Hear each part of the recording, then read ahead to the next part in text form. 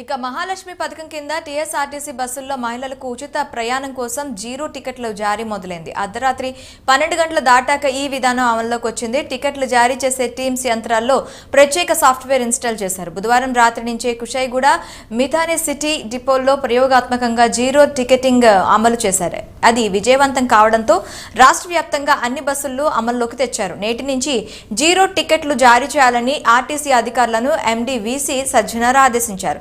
December 9 నుంచి RTC బస్సుల్లో మహిళలకు ఉచిత ప్రయాణం అమలు చేస్తున్నారు.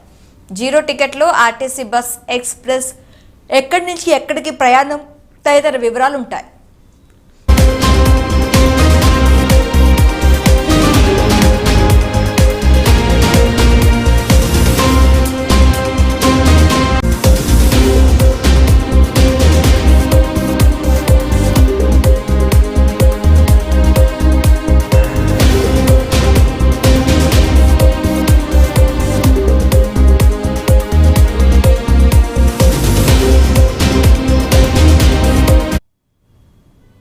అయితే ఈ పథకం వల్ల ఆర్టీసీ నష్టపోయే ఆదాయాన్ని ప్రభుత్వం రియంబర్స్ చేయడం ద్వారా సమకూర్చనుంది. అందువల్ల ప్రతి నెల ఎంతమంది మహిళలు ఉచితంగా ప్రయాణించారు, అందువల్ల ఆర్టీసీ ఎంత ఆదాయాన్ని కోల్పోయింది అన్న లెక్కలను ప్రభుత్వానికి అందించాల్సి ఉంటుంది. టికెట్పై ఛార్జీ 0 అని చూపించినా ఆ మహిళ ఎక్కడి నుంచి ఎక్కడి వరకు ప్రయాణించిందో టికెట్లో నమోదవుతుంది. తెలంగాణలో నివసించే మహిళలకు మాత్రమే మహాలక్ష్మి పథకం వర్తిస్తుంది. కండక్టర్కు మహిళలకు ఖచ్చితంగా తెలంగాణ ప్రాంత నివాసితులుగా ధృవపరిచే ఆధార్ కార్డు లేదా ఓటర్ కార్డు లేదా నివాస ప్రాంతాన్ని తెలిపే గుర్తింపు కార్డు చూపించాల్సి ఉంటుంది.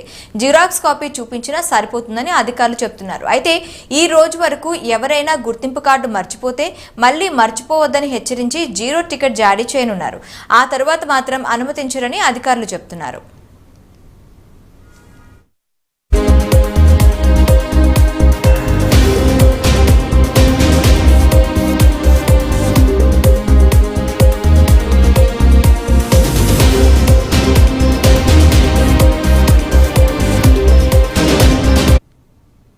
రెగ్యులర్ బస్సులతో పాటు దసరా, దీపావళి, సంక్రాంతి, ఉగాది, క్రిస్మస్ వంటి పండుగల్లో, కొమరవెల్లి, నాగాబా వంటి జాతరల సమయంలో Palle Velugu, mini Palle Velugu, express, city, ordinary, metro, express, regular బస్సులతో పాటు రద్దీని బట్టి అదనంగా నడిపే ప్రత్యేక బస్సుల్లోనూ మహిళలు, బాలికలు, ట్రాన్స్జెండర్లకు జీరో టికెట్ వర్తింపు చేయాలని ఆర్టీసీ నిర్ణయించింది.